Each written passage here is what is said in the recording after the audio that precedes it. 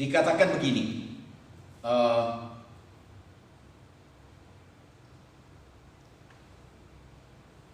Firman Tuhan katakan begini dalam Ibrani 10 ayat 25. Janganlah kita menjauhkan diri dari pertemuan-pertemuan ibadah kita seperti dibiasakan oleh beberapa orang, tetapi marilah kita saling menasehati dan semakin giat melakukannya menjelang hari Tuhan yang mendekat. Kata hari Tuhan itu di sini dapat berarti juga hari mengenai kedatangan Tuhan.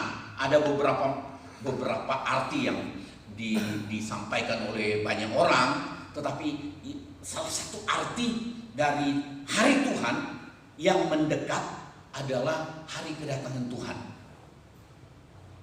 Kenapa kita disuruh jangan menjauhkan diri, jangan menghindari pertemuan-pertemuan ibadah seperti dibiasakan oleh beberapa orang, tetapi marilah kita saling menasihati untuk setia beribadah, makin giat melakukan ibadah menjelang hari Tuhan. Rupanya untuk menghadapi kedatangan Tuhan kedua kali, menghadapi hari Tuhan, kita disuruh untuk makin giat melakukan ibadah. Waktu kita giat melakukan ibadah dengan tulus, maka hubungan kita dengan Tuhan terpelihara. Amin. Hubungan kita dengan Tuhan terpelihara. Jadi kita tidak hidup sembarangan. Tidak hidup sembarangan sampai dosa pun dijalani. Banyak orang gereja hidup dalam dosa. Banyak. Tapi walaupun dia setia juga ibadah, berarti ibadahnya ibadah tidak tulus. Tapi pagi ini yang kita bicarakan bukan itu. Tapi kita saling mengingatkan, saling mendorong untuk giat, makin giat beribadah. Rupanya di dalam ibadah itu kita dibina hubungan dengan Tuhan, membina hubungan dengan Tuhan. Kemudian kita mendengar firman yang membangkitkan iman dalam hidup kita. Dan seperti yang kita ingat, tidak usah buka, tidak usah baca, di dalam kitab, di dalam Injil Matius pasal 24, Tuhan Yesus katakan ayat yang ke-13, yang bertahan, orang yang bertahan dari banyak kesukaran, banyak kesulitan, termasuk penyakit sampar yang timbul di seluruh dunia. Itu di Matius 24. Nah, peperangan, gempa bumi, kelaparan, dan kita mulai lihat ada kelaparan yang sedang terjadi. Syukur masih banyak orang yang bagi-bagi sembako. Saya belum kebagian. Belum. Banyak teman sudah tulis baik dapat sembako. Kita belum. Ini bukan melalui YouTube ini terus saya minta dibawain sembako. Tidak. Tetapi akan terjadi kesukaran, banyak kesukaran. Tuhan Yesus bilang akan terjadi gempa bumi, huru-hara di mana-mana, kemudian terjadi penyakit sampar, kelaparan, peperangan. Syukur kita belum lihat peperangan itu sampai hari ini. Nah, dalam keadaan sukar itu Tuhan katakan begini, orang yang bertahan sampai akhir, dia yang selamat. Saya percaya salah satunya cara orang-orang untuk dapat bertahan dalam iman sehingga selamat adalah orang yang makin giat melakukan ibadahnya dengan tulus, makin memiliki keeratan hubungan dengan Tuhan. Itu yang membuat orang itu bertahan sampai akhir dan selamat. Dalam 2 Timotius pasal yang ketiga, di sana dikatakan mengenai saya baca, mungkin Vina boleh tampilkan, kita baca sepintas lalu. 2 Timotius pasal 3 ayat 1 dan 2. Ketahuilah bahwa pada hari-hari terakhir akan datang masa yang sukar. Manusia akan mencintai dirinya sendiri dan menjadi hamba uang. Mereka akan membual dan menyombongkan diri. Mereka akan menjadi pemfitnah. Mereka akan berontak terhadap orang tua dan tidak tahu berterima kasih, tidak mempedulikan agama, tidak tahu mengasihi. Oh, itu sudah ayat 3. Tidak mau berdamai, suka menjelekkan orang, tidak dapat mengekang diri, garang, tidak suka yang baik, suka mengkhianat, tidak berpikir panjang, berlagak tahu, lebih menuruti hawa nafsu daripada menuruti Allah. Kalau kita baca keadaan ini, memang bikin dunia ini tambah sukar. Ada orang yang pintar sekali sembunyikan hal-hal yang buruk ini.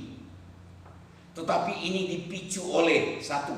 Tadi dalam ayat 1 dikatakan pada hari-hari terakhir, pada akhir zaman ini akan datang masa yang sukar. Masa yang sukar itu dipicu oleh manusia akan mencintai dirinya sendiri. Yang kita sering kenal dengan istilah egois. Manusia jadi egois, mencintai dirinya sendiri dan jadi hamba uang, diperbudak oleh uang. Dan kita lihat dia mulai nyombongkan diri, membual, pemfitnah, berontak, tidak tahu berterima kasih, tidak mempedulikan agama, tidak tahu mengasihi, tidak tahu mempedulikan agama ini sebenarnya tidak mau melakukan ibadah, tidak mau melakukan aturan firman Tuhan. Akhirnya timbul masa yang sukar. Keadaan ini memang sungguh-sungguh kalau kita tidak kuat di dalam Tuhan, tidak kuat oleh Roh Kudus untuk berdiri di atas kebenaran firman Tuhan, maka kita akan terseret dengan keadaan yang pada hari terakhir akan datang masa yang sukar. Tuhan tolong kita. Ada satu ayat dalam Lukas 18. Injil Lukas pasalnya yang ke-18. Sudah berapa menit ya? 19. Injil Lukas pasal 18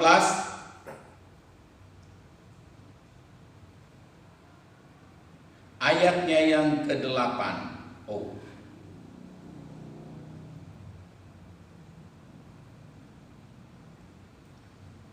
Sudah tampil Vina. Oh, saya baca. Tuhan Yesus katakan begini, aku berkata kepadamu, ia akan segera membenarkan mereka, akan tetapi jika anak manusia datang, adakah ia mendapati iman di bumi? Waduh, pertanyaan Tuhan Yesus ke banyak orang. Pernyataan Tuhan Yesus. Jika aku datang kembali, jika anak manusia datang, apakah akan menemukan iman di bumi? Mengerikan ini. Pantas Tuhan bilang yang selamat sedikit. Karena dalam Injil Matius pasal 7 katanya ada dua jalan. Jalan lebar dan jalan sempit. Kemudian jalan sempit adalah jalan yang menuju keselamatan dan sedikit orang yang rela mau masuk ke pintu yang sesak untuk berjalan di jalan sempit. Orang lebih suka mengumbar perasaannya, mengumbar nafsunya dan seterusnya. Itu jalan lebar. Kalau jalan sempit penuh penyangkalan diri, penuh aturan firman, tidak bisa begini, tidak bisa begini, tidak bisa ke kanan, tidak bisa ke kiri. Tetapi jalan lebar, mau suka-suka, hidup suka-suka. Nah, banyak orang yang masuk ke sana menuju kebinasaan. Tapi sedikit, cuma sedikit. Itu sebabnya pertanyaan Tuhan Yesus, kalau aku datang kembali, apakah aku menemukan iman di bumi ini? Kita mau tetap beriman, bertahan dalam Tuhan. Amin. Supaya ketika Tuhan datang kembali, Tuhan menemukan ada iman di kita. Bertahan dalam keselamatan. Ketika Tuhan datang kembali, kita diangkat bersama-sama dengan Tuhan. Tapi pesan pagi ini adalah tugas kita ceritakan berita baik ke orang, menjadi saksi untuk keselamatan orang, bukan untuk mengkristenkan dia, mengagamakan dia, bukan untuk bawa dia ke gereja ini, ke kelompok kita,